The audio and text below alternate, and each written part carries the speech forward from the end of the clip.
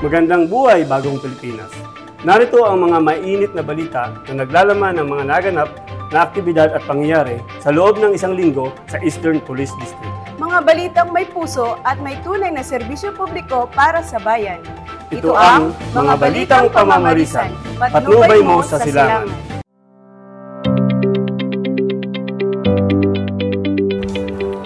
Bilang pagkilala sa kadakilaan at kabayanihan ng mga namayapang magigiting na pulis ng Marikina City, binigyang komemorasyon ng Eastern Police District Marikina City Police Station katuwang ang lokal na pamahalaan ng Marikina City ang ika-37th Marikina Police Memorial Day. Ang nasabing programa ay ginanap sa Marikina Memorial Monument sa Loyola Memorial Park, Barangay Tanyong, Marikina City, kung saan dinaluhan ito hindi lamang ng mga miyembro ng PNP, pati na rin ng Bureau of Fire Protection, Bureau of Jail Management Penology, Armed Forces of the Philippines, Marikina Police Retirees Association Incorporation, Marikina Civic Action Team, Marikina City Councilors, mga volunteers na lokal na pamahalaan ng Marikina, pati na rin ang mga pamilya ng mga namayapang kapulisan. Ito ay pinasinayaan ng Vice Mayor ng Marikina City na si Honorable Marion B. Andres at sa tulong naman ng Marikina Civic Action Team sa pangunguna ni Mr. Jan Will R. Alejaga,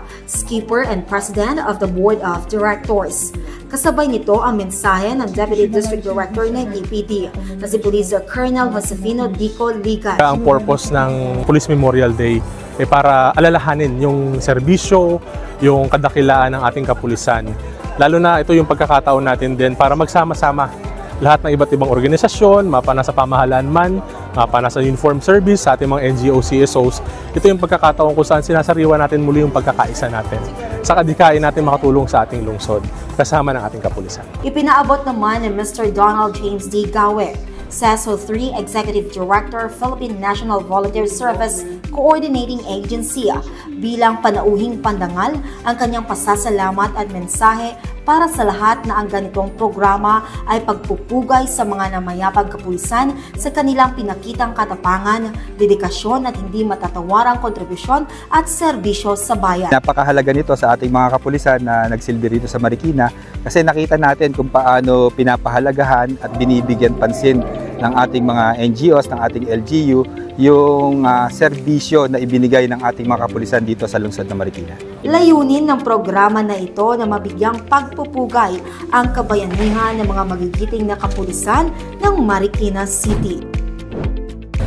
Isinagawa ang inaugurasyon ng matagumpay na construction ng concrete hollow block line canal dito sa Eastern Police District Headquarters Building, kung saan personal na binisita ni Honorable Mayor Vico Soto, alkalde ng Pasig City, ang Eastern Police District, na malugod namang sinalubong ni Police Colonel Celerino M. Sacro Jr., Chief of Police Pasig City, kasama ang command group, district staff at mga personnel ng EPD. Kasabay din nito ang pagpapaunlak ng Vice-Alkalde ng Pasig City na si Honorable Dudot Jaworski at Congressman Roman Romulo, at sa suporta ng Barangay Chairman ng Barangay Malinaw at ng lokal na pamahalaan ng Pasig City. Mainit naman na pagbati at pasasalamat ang ipinaabot ng butihing District Director ng EPD na si Police Brigadier General Wilson C. Asueta sa lokal na pamahalaan ng Pasig City, lalong-lalo na sa pamumuno ng kanilang City Mayor. Tampok sa programang ito ang mensahe ni Mayor Vico Soto hindi lamang sa mga Pasigenyo, kundi pati na rin sa mga kapulisan ng EPD kung saan kanyang binigyang papuri ang tapat na serbisyo nito sa buong Metro East. Proud na proud po tayo sa ating kapulisan dito sa lungsod ng Pasig at sa Eastern Police District. Totoo po yan. Hindi naman siya ganun kalaking project pero may red carpet pa po kami. Kaya sir, maraming salamat. At siguro dahil dito, mas gaganahan ng inyong lokal na pamahalaan na damihan pa yung project para sa EPD. Patuloy naman na susuportahan ng Eastern Police District ang mga aktibidad na lokal na pamahalaan ng Pasig City. Ganon din ang City Government of Pasig sa mga programa ng Eastern Police District para sa ikakabuti ng lungsod ng Pasig.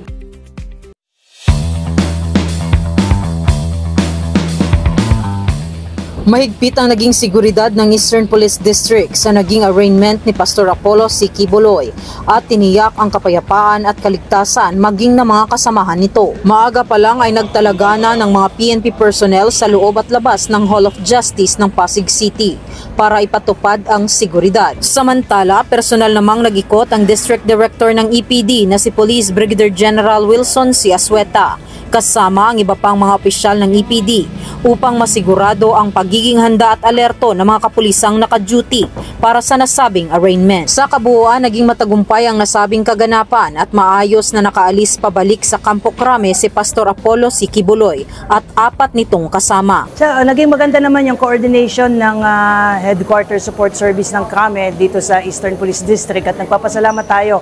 Maganda naman yung naging latag ng seguridad at naiakyat natin dito yung mga akusado na wala naman naging problema.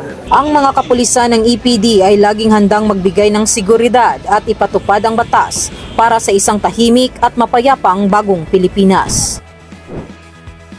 Kalaboso ang 2 drug suspect sa ikinasang drug by bus operation ng mga tauhan ng Pasig City Police Station, katuwang ang Pasig City Anti-Drug Abuse Office. Naaresto ang suspect na kinilalang si alias Ogie, 33 anyos, na residente ng Barangay Kalawaan, Pasig. Naaresto ang suspect sa Barangay Rosario, Pasig City. Nakumpiska mula sa kanya ang 2 pirasong heat-sealed transparent plastic sachet na may lamang hinihinalang shabu na may timbang na humigit kumulang 13 grams at estimated standard drug price na 88,400 pesos. Samantala, sa isa pang operasyon ng pareho ding operating unit, arestado din ang isang drug suspect na kinilalang si alias Kwang Kwang, 46 anyos, residente ng Barangay Palatio, Pasig City kung saan ito naaresto. Nakuha naman mula sa suspect ang 2 pirasong heat-sealed transparent plastic sachet na naglalaman ng hinihinalang shabu na may timbang na humigit kumulang 14 grams at may estimated standard drug price na 95,200 pesos. Sa kabuuan, umabot sa 183,600 pesos na halaga ng iligal na droga ang nasabat sa 2 operasyon. At yan po ang mga nagbabagang balita mula sa distrito ng Mahuhusay. May profesionalismo at disiplinadong pulis Ang Eastern Police District. At kami po ang inyong tagapaghatid ng mga balitang pamamarisan. Ako po si Police Staff Sergeant Anthony Buban, At ako naman po si NUP Jonabel Vasquez. ang tunay na pamamarisan. Police EPD yan. Ang patnubay mo sa silangan dahil sa bagong Pilipinas, ang gusto ng pulis, ligtas ka.